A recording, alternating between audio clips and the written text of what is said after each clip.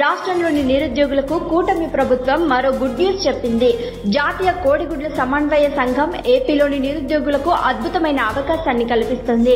రాష్ట్ర వ్యాప్తంగా నిరుద్యోగ యువతకు ఉపాధిని కల్పించేందుకు సరికొత్త కార్యక్రమానికి ఎన్ఈసీసీ శ్రీకారం చుట్టింది.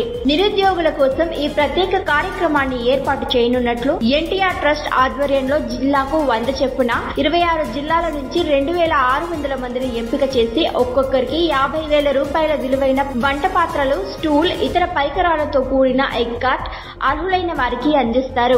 ఒక్కొక్క ఎగ్ కార్ట్ వాహనం ద్వారా 3కి చొప్పున ఈ కార్యక్రమం ద్వారా సుమారు 7,200 మందికి ప్రయోజనం కలుగుతుందని ఎన్ఈసీసీ వెల్లడించింది. ఈ ఎగ్ కార్టులకు 13 కోట్లు అందించేందుకు ఎన్ఈసీసీ చైర్పర్సన్ అనురాధ జె దేశాయ్ ఆమోదం తెలిపినట్లు ఆంధ్రప్రదేశ్ పౌల్ట్రీ ఫెడరేషన్ తెలిపింది.